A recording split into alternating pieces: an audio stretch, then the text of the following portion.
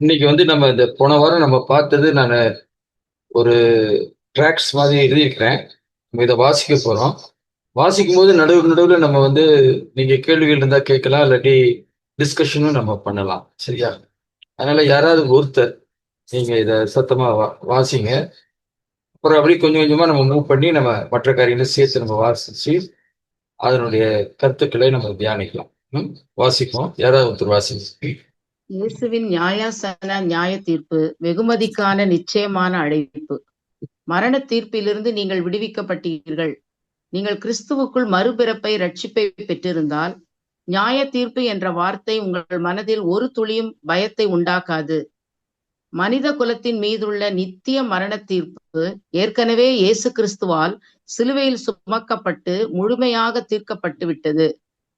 நீங்கள் விசுவாசித்த கணத்திலேயே அந்த தண்டனையிலிருந்து மீட்கப்பட்டீர்கள். இந்த உறுதியான பொருள் அவிசுவாசிகள் சந்திக்கும் வெள்ளை சிங்காசன நியாய தீர்ப்பில் வெளிப்படுத்தல் 20:11-15 உங்களுக்கு எந்த பங்கும் இல்லை. நித்திய அக்கினி உங்களை அணுகாது. உங்கள் நிலைப்பாடு கிறிஸ்துவின் பூரண ரட்சிப்பினால் நித்திய பாதுகாப்புக்குள் நிலைநாட்டப்பட்டுள்ளது. ஓகே. இப்ப மரண தீர்ப்பிலிருந்து நீங்கள் விடுவிக்கப்பட்டீர்கள் அப்படிங்கறத நம்ம என்ன மீன் பண்றோம் அப்படிங்கிறது நம்ம டிஸ்கஸ் பண்ணலாம். என்ன நினைக்கிறீங்க? மரண தீர்ப்பிலிருந்து நீங்கள் விடுவிக்கப்பட்டீர்கள் எதை குறிக்குது? யாராவது சொல்ல முடியுமா? மரண தீர்ப்பிலிருந்து நீங்கள் விடுவிக்கப்பட்டீர்கள் ஒண்ணு. ரெண்டாவது, இந்த பகுதியில நம்ம வாசிச்ச இந்த காரியத்துல சொல்லப்பட்டிருக்கிற சத்தியங்கள்ல நமக்கு முழுமையான உடன்பாடு இருக்குதா அப்படிங்கறதை நீங்க சொல்லலாம். அடுத்தது, பொதுவா கிறிஸ்தவ உலகத்துல இந்த காரியத்தை குறித்த தெளிவான வெளிச்சம், புரிதல், அறிவு இருக்குதான்றதை பத்தி நம்ம பேசலாம். பேசுங்க. நான் இயேசு கிறிஸ்துவினால அவர் ரத்தத்தினாலே கழுவப்பட்டு நம்ம ரட்சிப்படைந்திருந்தால் நமக்கு வந்து இந்த நியாய தீர்ப்புல நமக்கு எந்த பயத்தையும் உண்டாக்காது. நமக்கும் அதற்கும் எந்த சம்பந்தம் இல்லை. எந்த நியாய தீர்ப்பு? நித்திய மரண தீர்ப்பு. வெள்ளை சிங்காசன நியாய தீர்ப்பு. வெள்ளை சிங்காசன நியாய தீர்ப்பு நமக்கு கிடையாது. நமக்கு கர்த்தருடைய பிள்ளைகளாக அவர் ரத்தத்தினால் மீட்கப்பட்டவர்கள். மற்றவர்களுக்கு அது இல்ல அப்படின்றது புரியுது. இந்த வெளிச்சம், இந்த அறிவு எல்லாருக்கும் இருக்குதா பொதுவா? அது தெரியல. அது கொஞ்சம் எல்லாரும் வந்து பாஸ்டர் வெள்ளை சிங்காசன நியாய தீர்ப்பையும் இன்னொரு இது இருக்கு இல்லையா, நம்ம அவங்க குழப்புறாங்க பாஸ்டர். நிறைய பேர் சரியா அந்த கொஞ்சம் தெளிவு கம்மியா இருக்கு நான் ஃபீல் பண்றேன். தெரியல. ஓகே, மற்றவங்க யாராவது ஏதாவது சொல்லுமா? ஓகே. எதனால வந்து நம்ம வந்து உறுதியா வந்து வெள்ளை சிங்காசன நியாய தீர்ப்பு நமக்கு இல்லை அப்படிங்கிறத நம்ம புரியணும்னா, நீங்க வெளிப்படுத்தின விசேஷம் 20ஆம் அதிகாரம் 11-15 அந்த வசனத்தை வாசித்தா தான் அதுக்கும் நமக்கும் சம்மந்தம் இல்லைன்றதை நம்ம புரிஞ்சுக்க முடியும். அந்த வசனத்தை வாசிங்களேன். வெளிப்படுத்தின விசேஷம் 20:11-15. பின்பு நான் பெரிய வெள்ளை சிங்காசனத்தையும் அதன் மேல் வீற்றிருக்கிறவரையும் கண்டேன். அவருடைய சமூகத்திலிருந்து பூமியும் வானமும் அகன்று போயின. அவைகளுக்கு இடம் காணப்படவில்லை. மரித்தோராகிய சிறியோரையும் பெரியோரையும் தேவனுக்கு முன்பாக நிற்க கண்டேன். அப்பொழுது புஸ்தகங்கள் திறக்கப்பட்டன. ஜீவ புஸ்தகம் என்னும் வேறொரு புஸ்தகமும் திறக்கப்பட்டது. அப்பொழுது அந்த புஸ்தகங்களில் எழுதப்பட்டவைகளின்படியே மரித்தோர் தங்கள் தங்கள் கிரியைகளுக்கு தக்கதாக நியாய தீர்ப்படைந்தார்கள். சமுத்திரம் தன்னிலுள்ள மரித்தோரை ஒப்புவித்தது. மரணமும் பாதாளமும் தங்களிலுள்ள மரித்தோரை ஒப்புவித்தன. யாவரும் தங்கள் தங்கள் கிரியைகளின்படியே நியாய தீர்ப்படைந்தார்கள். அப்பொழுது மரணமும் பாதாளமும் அக்கினி கடலிலே தள்ளப்பட்டன. இது 2ஆம் மரணம். ஜீவ புஸ்தகத்தில் எழுதப்பட்டவனாக காணப்படாதவன் எவனோ அவன் அக்கினி கடலிலே தள்ளப்பட்டான். ஓகே. இந்த இடத்துல நமக்கு 2ஆம் மரணம் அப்படிங்கிறது ஒன்றை குறித்து படிக்கிறோம். ஆமா. இந்த 2ஆம் மரணம் அப்படிங்கிறது எதை குறிக்குது அப்படிங்கிறது நித்தியமா தேவனை விட்டு பிரிக்கப்படுறதுதான் நித்தியமான மரணம், 2ஆம் மரணம் என்று சொல்லப்படுது. இப்ப இந்த 2ஆம் மரணம் நமக்கு நிச்சயமா இல்லை. ஏன்னா நம்முடைய பேர்கள் எல்லாம் எதுல இருக்குது? ஜீவ புஸ்தகத்தில் இருக்கிறது. சோ ஒண்ணு. ரெண்டாவது, இந்த நியாய தீர்ப்பு நமக்கு இருக்கும். இதுல நம்ம முன்னாடி போய் நிற்போம் அப்படின்னு சொன்னா, இப்ப பாவத்தின் சம்பளம் மரணம் அப்படிங்கிறது நம்ம அறிஞ்சிருக்கிறோம். இந்த பாவத்தின் சம்பளமாகிய மரணத்தை நமக்காக கிறிஸ்து என்ன செஞ்சார்? சிலுவையில ஏற்றுக்கொண்டு விட்டார். ஏற்றுக்கொண்டார். அவரை நாம் விசுவாசிச்சிட்டோம். விசுவாசித்த பிறகும் நமக்கு இந்த நியாய தீர்ப்பு உண்டு என்று சொல்வது தவறானது. ஏனென்றால் நான் எதுக்காக இதை ரொம்ப விளக்கி சொல்ல விரும்பணும்னா, அப்ப நம்ம பெற்றுக்கொண்ட இந்த ரட்சிப்பு, இல்லாட்டி இந்த ரட்சிப்பின் மூலமாக நாம் எவ்வளவு பெரிய ஒரு ஆபத்திலிருந்து நாம் தப்பி வைக்கப்பட்டிருக்கோம்னா, நித்தியமாக அக்கினிக்கடல்ல தள்ளப்படும் ஒரு ஆக்கினை தீர்ப்பிலிருந்து இயேசுவின் சிலுவையின் பாடுகள் மூலமாக, அவருடைய சப்ஸ்டிடியூஷனல் டெத் மூலமாக நாம் விடுவிக்கப்பட்டிருக்கிறோம். எனவேதான் மறுபடியும் பிறப்பது என்பது அவ்வளவு முக்கியமானது. அது நமக்கு, அதாவது ஒரு பக்கம் இப்ப நரகத்தை பத்தியோ அக்னியை பத்தியோ சொல்லும் பொழுது, அதுல இருந்து தப்பி வைக்கிறதுக்கு தான் இந்த மறுபிறப்பு தேவை அப்படின்னு அதை சுருக்கும்படி நான் விரும்பல. ஏன்னா அதை விட இன்னும் நமக்கு மகிமையான காரியங்களை இந்த மறுபடியும் பிறந்தது நமக்கு கொடுத்திருக்குது. நம்ம தேவனுடைய பிள்ளைகளாகவே மாறிட்டோம். அப்படி வித்தினால பிறந்திருக்கிறோம். இன்னும் பல பல பல பல காரியங்கள் நமக்கு அது மூலமா நடந்திருக்குது. அதுல ஒரு முக்கியமான காரியம் என்னன்னா, இந்த நித்திய அக்கினியிலிருந்து நம்ம என்ன செய்யப்பட்டிருக்கோம், மீட்கப்பட்டிருக்கிறோம் அப்படிங்கறத நம்ம புரிந்து கொள்ள வேண்டும். சரி, தொடர்ந்து நம்ம வாசிப்போம். வெகுமதிக்கான கிறிஸ்துவின் நியாயாசனம் வாசிங்க. ஆயினும் விசுவாசிகளுக்காக பரலோகத்தில் ஒரு நியாயாஸ்தனம் காத்து இருக்கிறது. இது தண்டனை வழங்கும் நீதிமன்றம் அல்ல, மாறாக உங்களின் அழைப்புக்குரிய உழைப்புக்குரிய பலனை வழங்கும் மேடையாகும். எப்பொழுது திருச்சபையின் ரகசிய வருகைக்கு பிறகு நோக்கம் உங்கள் சரீரத்தில் நீங்கள் நன்மைக்காகவும் தீமைக்காகவும் தக்க பலனை பெறுவது. இங்கு தீமை என்பது ரட்சிப்பை இழப்பதை குறிக்காமல் கிறிஸ்துவின் நோக்கத்திற்காக செய்யாத வீணான காரியங்களை குறிக்கும். இத கொஞ்சம் பார்ப்போம். இந்த கிறிஸ்துவின் நியாயாசனம் அதைதான் நம்ம படிக்கிறோம். அதை குறித்து நம்ம தெளிவா அறிஞ்சிருக்கிறோம். 2 கொரிந்தியர் 5ஆம் அதிகாரம் 10வது வசனத்துல அதுல போட்டிருக்கு. இப்ப நம்ம யோசிக்க வேண்டிய ஒரு முக்கியமானது, இந்த நியாயாசனத்துக்கு முன்பாக நிக்க போறவங்க எல்லாம் யாரு அப்படின்னா, மறுபடியும் பிறந்த உயிரோடு இருக்கிற விசுவாசிகளா இருக்கலாம், இல்லாட்டி கிறிஸ்துவுக்குள் மரித்தவர்களா இருக்கலாம். 2 பேரையும் தேவன் என்ன செய்வாரு, அந்த ரகசிய வருகையில அவர் எடுத்துக்கொள்வார். அப்படி எடுத்துக்கொள்ளும் பொழுது மரித்தவர்கள் எழுந்திருப்பாங்க, உயிரோடு இருக்கிறவங்க மரித்தவர்கள் 2 பேரும் மறுரூபமாக்கப்பட்ட சரீர நிலையில் நாம் எங்க செல்வோம்னா, கிறிஸ்துவின் நியாயாசனத்துக்கு முன்பாக செல்வோம். அந்த நேரத்துல ஆண்டவர் அதற்குரிய பலனை தருவார். அப்படின்னு சொல்லும்போது பலனை பெறுவது அப்படிங்கிறது ஒண்ணு இருக்குது. இங்க நன்மைக்காது தீமைக்காக்கவும் அப்படின்னு போனா, தீமைன்றது எதை குறிக்குதுன்றதுதான். அதனாலதான் சொல்லிக்கிறேன்.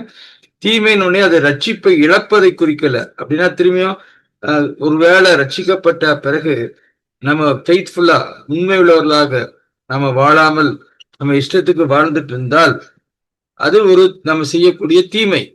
அந்த தீமையினால நம்ம ரட்சிப்பை இழந்துருவோம்.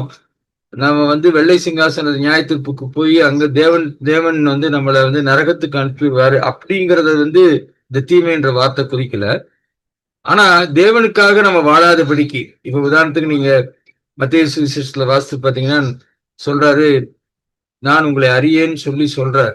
அதை நம்ம பிறகு விளக்கமா பார்ப்போம். நான் என்ன மீன் பண்ண விரும்புறேன்னா, அவங்க எல்லாம் ரட்சிப்பை இழந்தவங்க கிடையாது, தேவனுடைய பிள்ளைகள். தங்களுடைய வாழ்க்கையில தேவ சித்தத்தை செய்வதில் கருத்தாக இல்லாதவர்களை குறித்து அங்க வேதத்தில் நம்ம சொல்லப்பட்டிருக்கிறத வாசிக்கிறோம். சோ அதனால இந்த சிங்காசனத்துக்கு முன்பாக, நியாயாசனத்துக்கு முன்பாக நம்ம செல்லும் பொழுது தேவன் நமக்கு வெகுமதிகளை கொடுக்க போகிறார். சரி, இப்ப என்னுடைய சின்ன கேள்வி என்னன்னா, ரட்சிக்கப்பட்ட பிறகு இந்த நியாயாசனத்துக்கு முன்னாடிதான் நிக்க போறோம், நரகத்துக்கு போறது இல்ல அப்படின்னு சொல்லக்கூடிய ஒரு காரியத்தை சொன்னால் அது என்ன விதமான தாக்கத்தை ஒருத்தருடைய மனதில் உருவாக்கும் அப்படின்னு நீங்க நினைக்கிறீங்க? கொஞ்சம் சொல்லுங்க பார்க்கலாம். அப்ப நம்ம குறித்த பயம் இருக்காது. பயம் இருக்காது. அது அப்படி பயம் இல்லாம போறது ரைட்டா? ஒரு பிள்ளைய கொண்டு போய் நீங்க பெஸ்ட் இன்ஸ்டிடியூஷன்ல போய் நம்ம சேர்க்கிறோம் அப்படின்னு சொல்லும்போது, அந்த இன்ஸ்டிடியூஷன்ல சேர்க்கும் போது நம்ம ஃபெயில் ஆகிறத பத்தி யோசிப்போமா, நல்ல மார்க் எடுத்து வரணும்னு விரும்புமா? அப்படின்னா பொதுவா எல்லாருக்குள்ள என்ன வரணும்? நல்ல மார்க் எடுத்து நம்ம வரணும். ஏன்னா நல்ல ஒரு இன்ஸ்டிடியூஷன் சேர்த்துருக்கணும்ட்டு. இப்ப நம்ம வந்து ஒரு பெரிய ஆபத்திலிருந்து ஆண்டவர் நம்மளை விடுதலையாக்கி, நம்மளை வந்து ஆண்டவர் வந்து இலவசமா நம்ம ஒரு கிரியையும் செய்யாமல் அவர் மேல வைக்கிற விசுவாசத்தினால ஒரு பெரிய ஆபத்திலிருந்து நம்ம தப்பிச்சு நம்ம விடுதலையாக்கப்பட்டிருக்கிறோம்னு சொல்லும் பொழுது, அப்படி விடுதலை ஆக்கினவர் நம்மள இந்த பூமியில எப்படி ஒரு நல்ல காலேஜ்ல சேர்த்த மாதிரி இப்போ அவரோட கூட ஒரு ஐக்கியத்தை கொடுத்திருக்கும் போது, நம்ம அதை உண்மையிலே உணர்ந்தால் நம்முடைய வாழ்க்கையில நம்ம வீணராக வாழ மாட்டோம். வீணான கிரியைகளை செய்ய மாட்டோம். எத்தனை பேர் அதை விசுவாசிக்கிறீங்க? ரைட்டா? ஒருத்தர் வீணான கிரியைகளை செய்யறாங்கன்னா அவங்களுக்கு தாங்க பெற்ற ரட்சிப்பினுடைய மகிமை இன்னும் அவங்களுக்கு தெரியலன்னு அர்த்தம். அதனால நான் என்ன மீன் பண்றேன்னா, அதுக்காக நம்ம இதை சொல்லாம இருக்கக்கூடாது. ஆனா அதுக்கு முதல்ல அவங்க சொல்றதுக்கு முன்னாடி அந்த வெள்ளை சிங்காசன நியாய தீர்ப்பிலிருந்து விடுதலை பெற்றதே எவ்வளவு பெரிய பாக்கியம் அப்படிங்கிற ஒரு வெளிச்சம் அவனுக்கு வர்றதுக்கு உதவி செஞ்சு, இனி யாருக்காக இனிமேல் வாழணும்? கிறிஸ்துவுக்காக வாழணும் அப்படின்னு சொல்லும் போது 2 காரியத்தை நான் இங்க சொல்லும்படி விரும்புறேன்.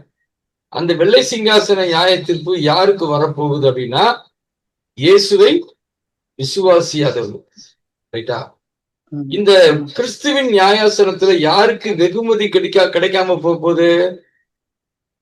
அங்க காரியங்களை செய்யறவர்கள், நம்முடைய சரீரத்திலே தீமையான காரியங்களை செய்யறவங்க மட்டும் இல்ல, எது கர்த்தருடைய சித்தத்துக்கு விரோதமாய் செய்யற காரியங்கள், உண்மையா வாழாதவங்க, தேவ சித்தத்தை செய்யாதவங்க. சரியா? அப்ப இது இங்க வந்து செய்யாதவங்கன்னு சொல்லும் போது இது எதை குறிக்குது? கிரியை குறிக்குதா? இங்க கிரியை குறிக்குது. நம்ம செய்ய வேண்டிய கிரியை குறிக்குது. அங்க ரட்சிக்கப்படுறதுக்கு முன்னாடி கிரியை குறிக்கல. எதை குறிக்குது?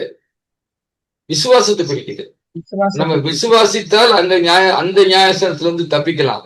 எங்க? வெள்ளை சிங்காசனத்துல. ஆமா. ஆனா கிறிஸ்துவின் நியாயாசனத்துக்கு முன்பாக நம்ம மகிழ்ச்சியோட கூட இருக்கணும்னா, நம்ம இந்த பூமியில வாழும் போதே என்ன செய்யணும்? தேவனுடைய சித்தத்தின்படி பல பல நற்கிரிகளை செய்தால் எவ்வளவு செய்யறோமோ அதுக்கு தேவன் என்ன செய்ய போறாரு? அதுக்குரிய வெகுமதியை அவர் கொடுக்க போகிறார் அப்படின்னு சொல்லி பாக்குறோம். சோ அதனால நீங்க வந்து இப்ப நீங்க மறுபடியும் பிறந்துட்டீங்கன்னா நீங்க இனிமேல் எதுல கான்சென்ட்ரேட் பண்ணணும்? கிரியையில கான்சென்ட்ரேட் பண்ணணும். அந்த கிரியை வந்து எதுக்குன்னா மீண்டும் ரட்சிப்பை பெற்றுக்கொள்றதுக்கு இல்ல, ரட்சிப்பை பெற்றுக்கொண்டாச்சு, வெகுமதி பெறுறதுக்கு, வெகுமதிகளை பெறுவதற்கு நம்ம கிரியைகளை செய்ய வேண்டும். அப்ப நம்ம இப்ப அதனாலதான் உலகத்தார் வந்து நற்கிரிகள் செய்தா எப்படியாவது சொர்க்கத்துக்கு போயிடலாம் அப்படின்ற அவங்க விசுவாசிக்காம அதை சொல்றாங்க. அவங்க இயேசுனுடைய கிரியின் மேல விசுவாசம் வைக்கிறத பத்தி சொல்லாம அவங்க நினைக்கிறாங்க அந்த நற்கிரியை மூலமாவே வெள்ளை சிங்காசன நியாயத்திலிருந்து தப்பிச்சிடலாம்னு நினைக்கிறாங்க. அதாவது மரணத்தின் தீர்ப்பிலிருந்து விடுதலை ஆயிடலாம்னு நினைக்கிறாங்க அவங்க. நம்ம மரண தீர்ப்பிலிருந்து விடுதலை ஆகிறதுக்கு முன்னுடைய நற்கிரியைகள் உதவாது அப்படிங்கறத நம்ம சொல்றோம். நம்ம மறுபடியும் பிறக்கிறதுக்கு இயேசுவின் கிரியின் மேல விசுவாசம் வைக்கணும். விசுவாசம் வச்சு அவரை ஏற்றுக்கொண்ட பிறகு அவருடைய நாமம் மகிமைப்பட அவருடைய சித்தத்தின்படி நற்கிரியைகளை செய்ய வேண்டும். எவ்வளவு தூரம் நற்கிரிகளை செய்யறோமோ அவ்வளவு தூரத்துக்கு வெகுமதியை பெறுவோம். அப்ப நம்ம மோட்டிவேஷன் டெய்லி என்னவா இருக்கணும்? இயேசுவின் கைகளினால நல்லா கொஞ்சம் ஒரு கணம் யோசிங்களேன். இயேசு கையில போய் நீங்க ஒரு அவார்டு வாங்குறதுன்றது எவ்வளவு பெரிய காரியம், சாதாரண விஷயமா? அப்ப நம்ம எவ்வளவு தூரம் நம்ம ஒவ்வொரு நாளும் கர்த்தருடைய சித்தத்தை செய்யறவங்களா வாழணும் அப்படிங்கறது இதுல இருந்து நம்ம புரிந்து கொள்கிறோம். சரி, அடுத்ததுக்கு போவோம். வாசிங்க. உறுதிமொழி. கிறிஸ்துவின் நியாயாசனம் ஒரு மகிழ்ச்சியான கணக்கு ஒப்புவித்தலே. கிறிஸ்துவுக்குள் பூரண ரட்சிப்பை பெற்றவர்களுக்குரிய வெகுமதியை நீங்கள் இழக்காமல் பெற்றுக்கொள்வதே இதன் இறுதி இலக்கு. ஆமென். சோ வெகுமதி நீங்கள் இழக்காமல், அதாவது இந்த நியாயாசனத்துக்கு ஆண்டவர் வைக்க 2 காரியம் செய்யறார். பூர்ண ரட்சிப்பை பெற்றவர்களுக்குரிய வெகுமதியை. இப்ப நம்ம பூர்ண ரட்சிப்பை பெற்றுட்டோம்னா அதுக்கு நமக்கு இந்த உலகத்துல வெகுமதியை பெறுவதற்காக வாழும்படி தேவன் நம்ம பூமியில வச்சிருக்கிறாரு. சோ எதுக்காக இதை சொல்றேன்னா, இதையும் இப்ப நம்ம அறிஞ்ச பிறகும் நம்ம ஃபெய்த்ஃபுல்லா வாழாம இருந்தால், சரியா, ராப்சர்ல எடுத்துக்கொள்ளப்படுவோமா அப்படின்னா கண்டிப்பா எடுத்துக்கொள்ளப்படும். ஏன்னா ராப்சர்ல எடுத்துக்கொள்ளப்படலைன்னா நம்ம வந்து வெள்ளை சிங்காசன நியாயாசனத்து நிக்கணும். போயிரும். ஆமா. சோ கண்டிப்பா எடுத்துக்கொள்ளப்படுவோம். ஆனால் அவங்களுக்கு ஒருவேளை உண்மை இல்லாம வாழ்ந்த விசுவாசியா இருந்தவங்களுக்கு தண்டனை உண்டா? தண்டனைன்னு சொல்றதை விட சிக்ஷை No உண்டா? reward. நோ ரிவார்ட், சிக்ஷை. ம். ஏன்னா சிக்ஷைன்னு ஒண்ணு இருக்கிறது நம்ம மறந்துடக்கூடாது. ஆமா இல்லையா? ஆமா பாஸ்டர். அப்ப அந்த சிக்ஷைன்றது உண்மையா அதாவது ரட்சிக்கப்பட்ட பிறகு உண்மையா தேவனுக்கு முன்பாக நம்ம பூமியில வாழாமல் இருந்தால் சிக்ஷை பூமியிலே நமக்கு கொடுக்கிறாரா தேவன்? கொடுக்கிறார் பாஸ்டர். அது எங்க இருக்குது வசனம் சொல்லுங்க, எடுத்து வாசிங்களேன். எபிரேயர்ல, அந்த எபிரேயர்ல எல்லாரும் எடுங்க. எபிரேயர், இதை நீங்க நம்ம பார்க்கணும். 11ஆம் அதிகாரமா 10ஆம் அதிகாரம்? 12 நினைக்கிறேன். எஸ், எல்லாரும் எடுத்தீங்களா? கர்த்தருடைய சிட்சை 5ஆம் வசனம். எத்தனாவது வசனம்? 5ஆம் வசனத்துல 12ஆம் அதிகாரமா? 12:5. வாசிங்க. அன்றியும் என் மகனே, கர்த்தருடைய சிட்சையை அற்பமாக எண்ணாதே. அவரால் கடிந்து கொள்ளப்படும் போது சோர்ந்து போகாதே. கர்த்தர் எவனிடத்தில் அன்பு கூறுகிறாரோ அவனை அவர் சிட்சித்து தாம் சேர்த்துக் கொள்ளுகிற எந்த மகனையும் தண்டிக்கிறார் என்று பிள்ளைகளுக்கு சொல்லுகிறது போல உங்களுக்கு சொல்லி இருக்கிற புத்திமதியை மறந்தீர்கள். நீங்கள் சிட்சையை சகிக்கிறவர்களாயிருந்தால் தேவன் உங்களை புத்திரராக எண்ணி நடத்துகிறார். தகப்பன் சிட்சியாத புத்திரன் உண்டோ? எல்லாருக்கும் கிடைக்கும் சிட்சை உங்களுக்கும் கிடையாதிருந்தால் நீங்கள் புத்திரராயிராமல் வேசி பிள்ளைகளாய் இருப்பீர்களே.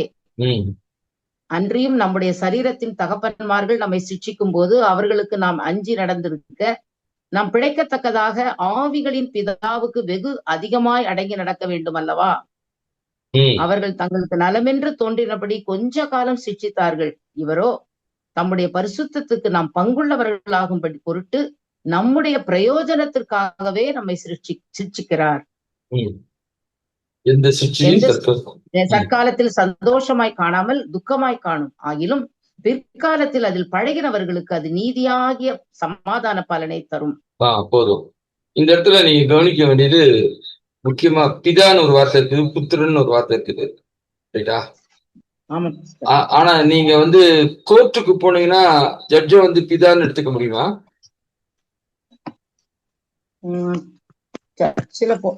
ஜட்ஜு அப்ப கோர்ட்ல வரும்போது அவர் அதிக நீதிபதி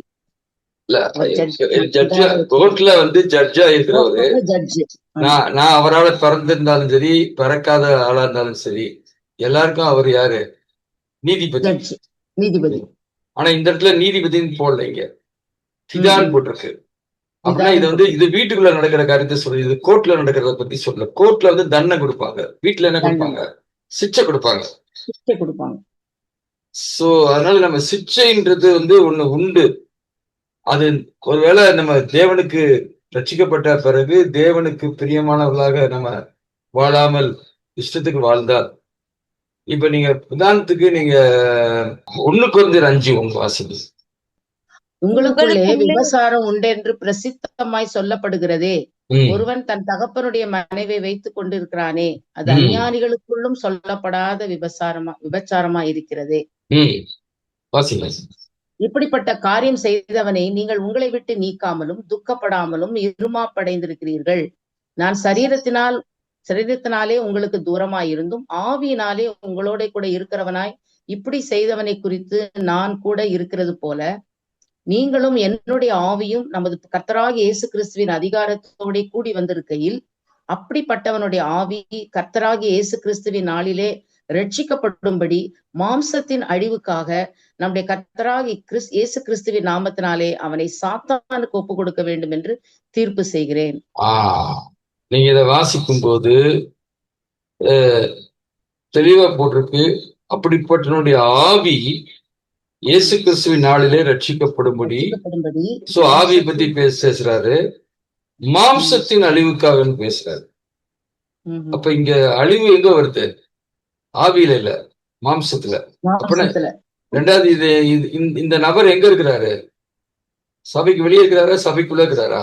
இல்லாட்டி ரட்சிக்கப்பட்டவரா, ரட்சிக்கப்படாதரா? ரட்சிக்கப்பட்டவர் தான்.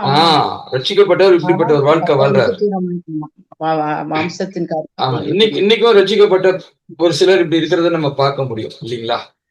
இந்த மாதிரி ஒரு லைஃப் ஸ்டைல மட்டும் இல்ல, வேற மாதிரி ஏமாத்துறதோ இல்லாட்டி பொய் சொல்றதோ மற்ற காரியங்கள் இருக்கலாம் இல்லையா? சோ அப்படிப்பட்டவங்களை பத்தி வேதம் சொல்லும்போது என்ன சொல்லுதுன்னா, அவங்களுக்கு என்ன உண்டு? கண்டிப்பா சிக்ஷை உண்டு. சிக்ஷை வந்து என்ன சொல்றாருங்க? மாம்சத்தின் அழிவுக்காக நம்முடைய கர்த்தராகிய இயேசு கிறிஸ்துவின் நாமத்தினாலே அவனை சாத்தானுக்கு ஒப்பு கொடுக்க வேண்டும் என்று தீர்ப்பு செய்கிறேன். அப்ப இப்ப சாத்தானுடைய கையில போய் ஆண்டவர் அலோவ் பண்ணாரு யார? யோபுவ. அவன் சரீரத்துல என்ன வந்துச்சு? பயங்கரமான பருக்கள், வியாதி. வியாதி. அப்ப வியாதி வந்து வர்றதுக்கு ஒரு காரணம் வந்து எதுவா இருக்க முடியும்? சிக்ஷையா இருக்கலாம். ரைட்டா? இன்னொரு வசனத்தை காட்சா உங்களுக்கு புரியணும். 1 கொரிந்தியர்ல 11ஆம் அதிகாரத்துக்கு வாங்க. 27வது வசனம் வாசிங்க. 27.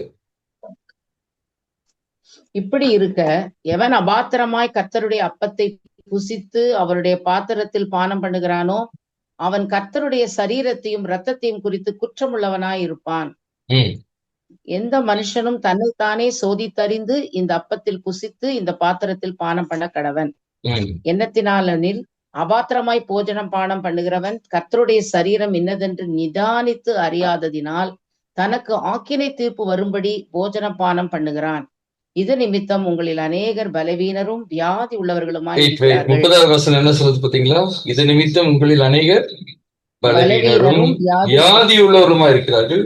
ஒரு சிலர் என்ன செய்யிருக்காங்களா? நித்திரை அடைந்திருக்கிறார்கள். அப்போஸ்தலர்ல 5ஆம் அதிகாரத்துக்கு போங்க. அனனியா சப்பிராள். அத வாசிங்க. புஸ்தலந்தா? ஆமா, முதல்ல இருந்து அந்த வாசிங்க. அனனியா என்னும் பேருள்ள ஒருவனும் அவனுடைய மனைவியாகிய சப்பிராளும் தங்கள் காணியாட்சியை விட்டார்கள். தன் மனைவி அறிய அவன் கிரயத்திலே ஒரு பங்கை வஞ்சித்து வைத்து ஒரு பங்கை கொண்டு வந்து அப்போஸ்தலருடைய பாதத்திலே வைத்தான். பேதுரு அவனை நோக்கி, அனனியாவே, நிலத்தின் கிரயத்தில் ஒரு பங்கை வஞ்சித்து வைத்து பரிசுத்த ஆவியனிடத்தில் பொய் சொல்லும்படி சாத்தான் உன் இருதயத்தை நிரப்பினது என்ன? அதை விற்கும் முன்னே அது உன்னுடையதா இருக்கவில்லையோ? அதை விற்ற பின்னும் அதன் கிரயம் உன் வசத்தில் இருக்கவில்லையோ?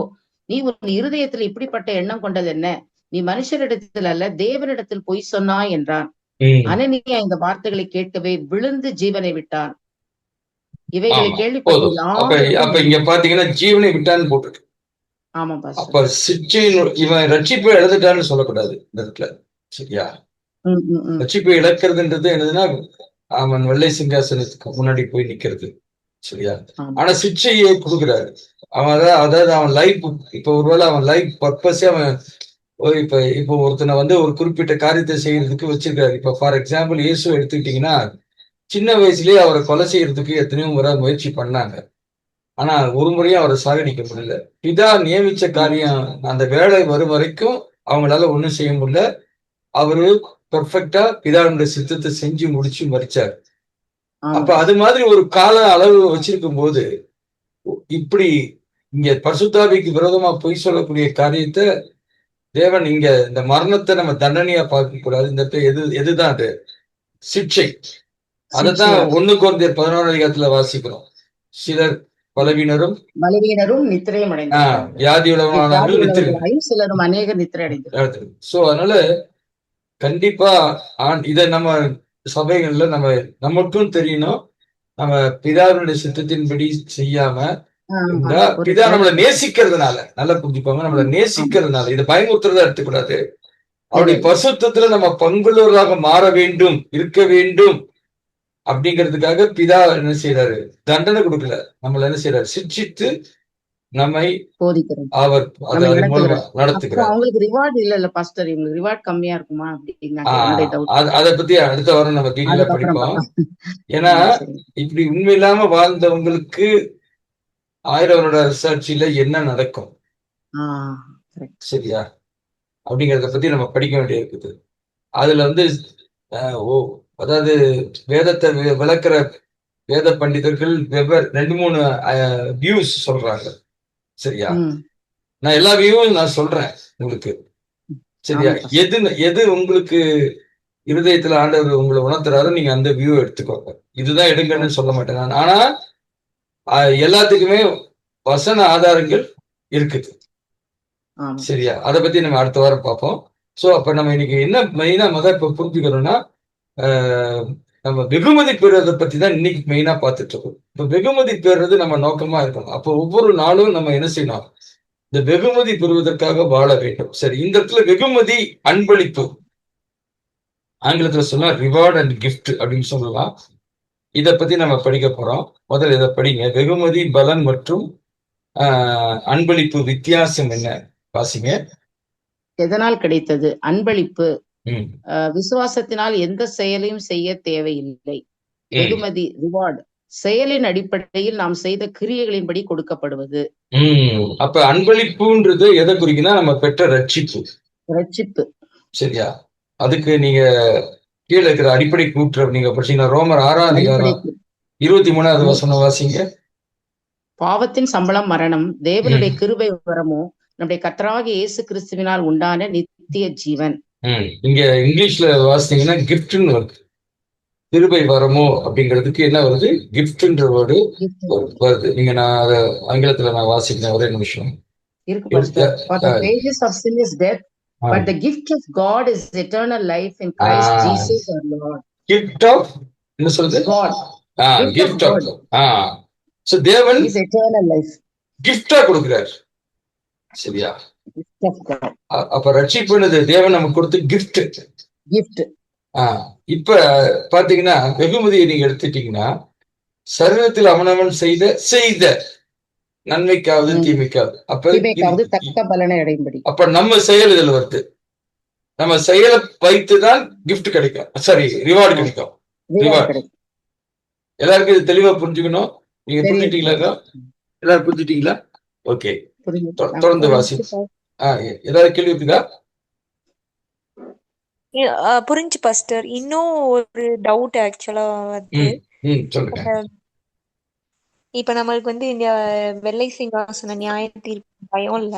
ஆனா நம்ம ரட்சிக்கப்பட்ட எல்லாருமே அந்த ரகசிய வருகை எடுத்துக்கொள்ளப்படுவாங்களா?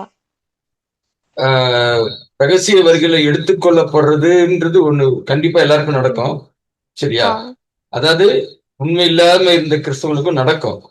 சரியா?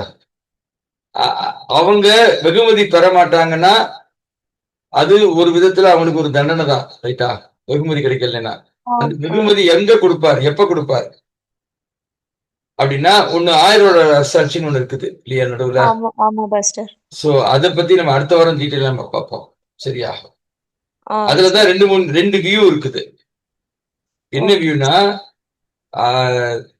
நம்ம இங்க சிக்ஷை மட்டும் கிடையாது, எதிர்காலத்துல கிறிஸ்துவுக்குன்னு உண்மையா வாழாமல் ரட்சிக்கப்பட்டவங்களுக்கு தேவன் எங்க அவங்கள வைப்பாரு, 1000 வருஷத்துல எங்க அவங்கள வைப்பாரு அப்படிங்கறத பத்தி நம்ம அடுத்த வாரம் நான் உங்களுக்கு பேசுறேன். அதுல 2 வியூ இருக்குது. எனக்கு தெரிஞ்சு 2 வியூ இருக்குது. 2 வியூ நான் சொல்றேன். நீங்க வந்து உங்களுக்கு ஆண்டவர் எதை கரெக்ட்னு உங்களுக்கு உணர்த்துறாரோ நீங்க அதை எடுத்துக்கோங்க. சரியா? எனக்கு ஒரு வியூ இருக்குது. அதுல 2 வியூல நான் எனக்குன்னு வச்சிருக்கிறேன். சோ அதனால நான் வந்து என்னை பொறுத்த வரைக்கும் நான் எப்படி யோசிப்பேன்னா, ஏன் வெகுமதி பெறாம ஒரு வாழ்க்கை வாழணும்ன்றது, ஏன் வெகுமதி பெறாம வாழக்கூடிய ஒரு வாழ்க்கையை நான் சூஸ் பண்ணணும்? இவ்வளவு பெரிய ஆபத்துல இருந்து என்னை தப்பிச்சு வச்சிருக்காரு ஆண்டவர். அப்ப நான் வெகுமதி பெறதுக்காக வாழ்றதுதானே புத்திசாலித்தனம். அதனால நம்ம அப்படி யோசிக்கிறது நல்லதுன்னு நான் நினைக்கிறேன். ரைட்டா? ஆனா அடுத்த வாரம் அதை பத்தி நம்ம தெளிவா படிப்போம். ஏன்னா நம்ம உண்மை இல்லாம வாழக்கூடாதுன்றதுக்கு அந்த சத்தியங்கள் நமக்கு தேவை. சரியா? வாசிங்க. நடைமுறை வாசிங்க. நடைமுறை. நாம் பெற்றுக்கொண்ட நித்திய ஜீவன் நாம் செய்த கிரியை அல்ல, அது தேவனால் இலவசமாய் கொடுக்கப்பட்ட ஈவு. நாம் செய்த செயலின் அடிப்படையில் தேவன் நமக்கு தரும் பலன். அப்ப 2 கிஃப்ட் வந்து நம்ம செயலுக்கும் எந்த தொடர்பும் இல்லை. இப்ப கொஞ்ச நேரத்துக்கு முன்னாடி சிஸ்டர் வந்து சொன்னாங்களே, நல்ல நற்காரியங்களை செய்யறதை பத்தி மற்ற மதத்தை சொல்றாங்கன்னு சொன்னாங்க இல்லையா? அது இங்கதான் அடிப்படுது. ஏன்னா நம்ம நற்கிரியினால நம்ம ரட்சிக்கப்பட முடியாது. ஆனா நம்முடைய செயல் தேவையா? தேவை. அது எதுக்குன்னா பலனை பெற்றுக்கொள்ள. அது எப்பனா ரட்சிக்கப்பட்ட பிறகு. இதனால மனசுல வச்சுக்கோங்க. ரைட், வாசிங்க. தேவனின் சித்தம் வெகுமதியின் திறவுகோல். வெகுமதி ரிவார்ட் என்பது உங்கள் கிரியையின் பலன். இது கிருபையின் அன்பளிப்பு, கிஃப்ட் அல்ல. நீங்கள் பெற வேண்டிய நித்திய ஜீவன் என்பது கிருபையினால் கிடைத்த இலவச அன்பளிப்பு. ஆமென். ஹல்லேலூயா. ஆமென். ஹல்லேலூயா.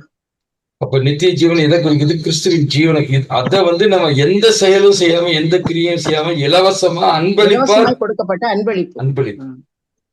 இத நம்ம இத பெற்றுக்கொண்டதை யோசித்தாவே நம்ம செயல்பட ஆரம்பிச்சிடும். என்ன செயல்படணும்னா தேவ சித்தத்தை செஞ்சு அவருக்காக வாழ ஆரம்பிப்போம். சரியா? இத புரிஞ்சுக்கோங்க. ரைட், வாசிங்க. என்றால் நீங்கள் சம்பாதிக்க வேண்டிய வெகுமதி என்பது உங்கள் சீஷத்துவ கிரியையின் பலனாகும். வேதத்தின் கட்டளை தெளிவாக உள்ளது. நீங்கள் சும்மா இருக்கக்கூடாது, வெகுமதியை பெற்றுக்கொள்ளத்தக்கதாக ஓட வேண்டும். 1 கொரிந்தியர் 9:24. தேவனின் பிரதான ஒரே நிமிஷம். ஒரு சிலர் எனக்கு தெரிஞ்சவங்களும் இருக்கிறாங்க. ஒரு சிலர் என்ன சொல்லுவாங்கன்னா, நம்ம ரிவார்டை பத்தி ரொம்ப யோசிக்க வேண்டாம். நம்ம அதாவது ரிவார்டு எனக்கு பெற்றுக்கொள்றதுக்காக நான் ஒண்ணு செய்யறது அப்படிங்கிறது ஏதோ அவர்கிட்ட ஒண்ணு ஆதாயம் பெறதுக்காக நான் செஞ்ச மாதிரி அப்படிங்கிற ஒரு கருத்தை நம்ம முடியாம சொல்ல இருக்கிறாங்க. ஆனா வேதம் என்ன சொல்றதுன்னா, நீ பூமியில வாழும்போது வெகுமதி பெறதுக்காக வாழுன்ற, பெற்றுக்கொள்ளத்துக்காக ஓடுக வேண்டும். ஆமென். ரைட்டா? அதனால வெகுமதியை பெற தேவனை விரும்புறாரு நம்ம. சரியா? சோ வெகுமதிக்கு நம்ம என்ன செய்யணும்? உரிய போக்கஸ கொடுக்கணும். நான் ஒவ்வொரு நாளும் நான் செய்யக்கூடிய காரியங்கள் இது வெகுமதிக்கு உரிய காரியமான்றதை நம்ம பார்க்க வேண்டிய நம்ம பொறுப்பு. ஏன்னா பெற்றுக்கொள்ளத்தக்கதாக ஓடுங்கன்னு ஆண்டவர் சொல்றாரு. அதனால இதை வெகுமதிய நம்ம விரும்புறது தவறான ஒரு விருப்பம் அல்ல, நல்ல விருப்பம்ன்றதுக்காக இதை சொல்றேன். ரைட்டு. இப்ப வாசிங்க. தேவனின் பிரதான சித்தம் 2 விஷயங்களில் அடங்கியுள்ளது. குடும்பத்தை பெருக்குதல், ஆத்தும ஆதாயம். சில்ட்ரன் கிரேக்க வார்த்தை டெக்னான். தேவன் நமக்காக அநேக பிள்ளைகளை உண்டாக வேண்டும் என்று விரும்புகிறார். அதாவது எல்லா மனுஷரும் ரட்சிக்கப்பட வேண்டும் என்பதே அவர் சித்தம். 1 தீமோத்தேயு 2:4. சுவிசேஷம் அறிவிக்கப்பட்டு ஆத்துமாக்கள் கிறிஸ்துவுக்குள் பிறப்பது தேவனை அதிகம் மகிழ்விக்கும் செயல். குடும்பத்தை முதிர்ச்சி அடைய செய்தல், சீஷராக்குதல். சன்ஸ் கிரேக்க வார்த்தை ஹவீஸ். பிறந்த பிள்ளைகள் முதிர்ச்சி அடைந்து கிறிஸ்துவை போன்ற குமாரர்களாக இருக்க வேண்டும் என்று விரும்புகிறார். இதுவே இயேசுவின் பிரதான கட்டளையாகும். சகல ஜாதிகளையும் சீஷராக்குங்கள். கிறிஸ்துவில் வளர உதவுவது தேவனுக்கு பிரியமான காரியம். சோ அப்ப இந்த இடத்துல தேவன் இப்ப நம்ம பூமியில வாழும்போது இந்த 2 காரியத்தை செய்ய தேவன் எதிர்பார்க்கிறார். எத்தனை பேர் இது எதிர்பார்க்கிறாருன்னு சொல்றீங்க? ஆமா பாஸ்டர். கண்டிப்பா விரும்புறாரு. ஆத்ம ஆதாயம். சோ இப்ப ஒருத்தர் ஆத்ம ஆதாயம் செஞ்சா அது அவருடைய சித்தத்தின்படி செய்யறோம். ரைட்டா? ஏன்னா எல்லா மனுஷனும் அப்ப நமக்கு வெகுமதி உண்டா? உண்டு. ஆனா இதுல எங்க பிரச்சனை வருதுன்னா, நிறைய பேர் நிறைய பிள்ளையை பத்தி எடுத்துட்டு கடைசி வரைக்கும் அவங்க இந்த உலகத்துல எப்படி வாழ்றாங்க? குழந்தைகளாகவே வாழ்றாங்க. குழந்தைகளா வாழ்றதுனால அவங்க ரட்சிக்கப்பட்டும் அவங்களால தேவனை பிரியப்படுத்தும் கிரியைகளை செய்ய முடியாததுனால அவங்களுக்கு வெகுமதி கிடைக்காம போறதுக்கு வாய்ப்பு இருக்குது. நான் சொல்றது புரியுதா எல்லாருக்கும்? அப்ப அந்த ஆபத்தை நம்ம புரிஞ்சுக்கணும். அப்ப அவங்களும் நம்மளால கிறிஸ்துவை ஏற்றுக்கொண்டு கிறிஸ்துவுக்குள்ள புதிதாய் பிறந்த குழந்தைகளா இருக்கக்கூடிய ஒவ்வொருத்தரும் அவங்களும் வெகுமதி பெறும் நிலையை அடையணும். என்ன செய்யணும்? அவங்க கடைசி வரைக்கும் குழந்தையா இல்லாம குமாரர்களா மாறணும். இந்த குமாரர்களா மாறுறதுன்றது என்னது? அதுதான் சீஷத்துவம்.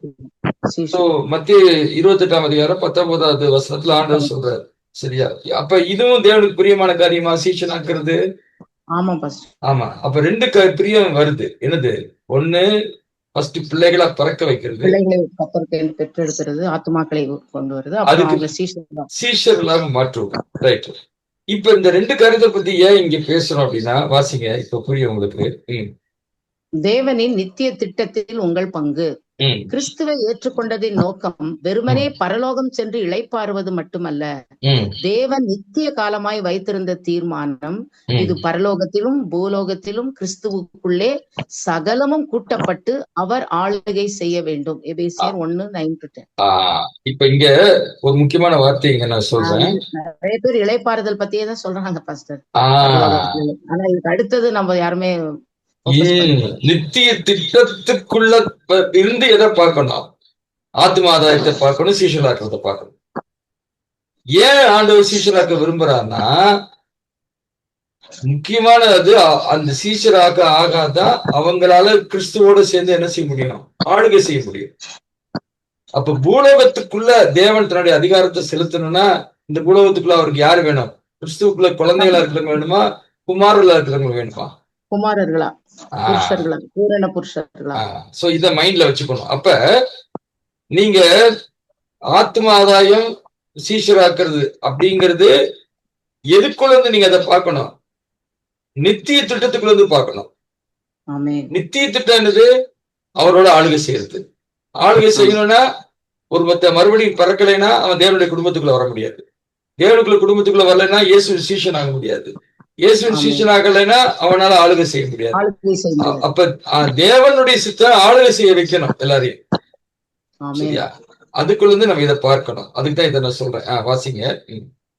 பூமியில் எந்த ஆளுகையை நிலைநாட்டுபவர்கள் நாம் ஆகும். நாம் என்று சொல்லும் போது தனி நபராக அல்ல, சபையை கூறுகிறேன். எனவே உங்கள் வாழ்க்கைக்கான ஒரே நோக்கம் ஆத்துமாக்களை ஆதாயம் செய்யுங்கள், அவர்களை கிறிஸ்துவின் சாயலில் வளர்த்து சீடர்களாக்குங்கள். இந்த நித்திய நோக்கத்திற்காக நீங்கள் முழு மனதுடன் உழைக்கும் போது நீங்கள் அசைக்க முடியாதபடி நிச்சயமாய் இருங்கள். கிறிஸ்துவின் நியாயாசனத்தில் நீங்கள் உழைத்த உழைப்பிற்கு உரிய கிரீடத்தை நிச்சயமாக பெற்றுக் கொள்வீர்கள். உங்கள் நிலை என்ன? கிறிஸ்துவில் முழுமை அடைய ஆயத்தமா? கிறிஸ்துவுக்குள் மறுபடியும் பிறந்த ஒவ்வொருவரும் ஒரு அற்புதமான பயணத்தில் இருக்கிறோம். ஆனால் பிறந்த குழந்தை போல இன்னும் பாவம் என்னும் பழைய பிடியிலிருந்து விடுபட முடியாமல் விரும்பாததையே செய்து கொண்டிருந்தால் நீங்கள் உங்கள் ஆவிக்குரிய வளர்ச்சியில் ஆரம்ப நிலையில் இருக்கிறீர்கள் என்பதை அறியுங்கள். 1 கொரிந்தியர் 3:1-3, ரோமர் 7:15. குழந்தைகள் வீட்டு ஆளுகையில் பங்கு பெற முடியாது. அவர்களுக்கு முழு வெகுமதியும் இல்லை. தேவன் உங்களை வெறுமனே குழந்தையாக வைத்திருக்க விரும்பவில்லை. அவர் உங்களை ஆளுகை செய்யும் அதிகாரம் உள்ள நோக்கம் நிறைந்த குமாரராகவும் மகளாகவும் பார்க்கிறார். அடுத்த பதிவில் இந்த நோக்கத்திற்கென்று வாழாதவர்களை தேவன் எவ்வாறு நடத்துகிறார் என்பதையும் இந்த ஆவிக்குரிய குழப்ப நிலையில் இருந்து எப்படி விடுபடுவது என்பதையும் ஆழமாக காண்போம். சபையில் உள்ள ஐவகை ஊழியர்களில் எபேசியர் 4:11-13 பணி உங்களை இந்த இலக்கை நோக்கி வழி நடத்துவதே. இப்ப நீங்க 4ஆம் அதிகாரம், எபேசியர் 4ஆம் அதிகாரம் 11-13 வாசிங்க. மேலும் நாம் அனைவரும் தேவனுடைய குமாரனை பற்றும் விசுவாசத்திலும் அறிவிலும் ஒருமைப்பட்டவர்களாகி கிறிஸ்துவனுடைய நிறைவான வளர்ச்சியின் அளவுக்கு தக்க பூரண புருஷராகும் வரைக்கும் பரிசுத்தவான்கள் சீர்பொருந்தும் பொருட்டு சுவிசேஷ ஊழியத்தின் வேலைக்காகவும் கிறிஸ்துவின் சரீரமாகிய சபையானது பக்தி விருத்தி அடைவதற்காகவும் அவர் சிலரை அப்போஸ்தலராகவும், சிலரை தீர்க்கதரிசிகளாகவும், சிலரை சுவிசேஷகராகவும், சிலரை மேய்ப்பராகவும், போதகராகவும் ஏற்படுத்தினார். இந்த 5 வகையான ஊழியத்தை ஏற்படுத்தின நோக்கம் என்னது? எல்லாரையும் கிறிஸ்துவின் நிறைவான வளர்ச்சிக்கு தக்க பூரண புருஷராக்கும். அந்த பூரண புருஷர் ஆகிறதுனால என்ன நடக்கும்? அவங்க ஆளுகை செய்ய நிலையில வந்துருவாங்க. ஆளுகை செய்வார்கள். அப்ப ஆளுகை செய்யறதுதான் தேவனுடைய நித்திய திட்டம். அப்ப அந்த நித்திய திட்டத்தை நிறைவேற்றுகிற எல்லாருக்கும் என்ன உண்டு? வெகுமதி உண்டு. அப்படின்னு சொன்னா ஊழியர்கள் இந்த காரியத்தை செய்யலைன்னா ஊழியர்களுக்கு வெகுமதி தேவன் தருவாரா? தர முடியாது. தர முடியாது. சோ இப்ப என்னுடைய கேள்வி என்னன்னா, ஒரு பக்கம் விசுவாசிகள், இன்னொரு பக்கம் ஊழியர்கள். இப்ப விசுவாசிகள் என்ன செய்யணும்? இப்ப ஒரு சபைக்கு போறோம், அந்த ஊழியர் என்ன செய்யணும்? உங்களை சொல்லுங்க. வெகுமதி பெறவங்களா மாத்தணும். ரைட்டா? வெகுமதி பெறவங்களா மாத்தணும்னா நீங்க நிறைவான வளர்ச்சி அடையணும். ஆனா அது அங்க தர்றாங்களா?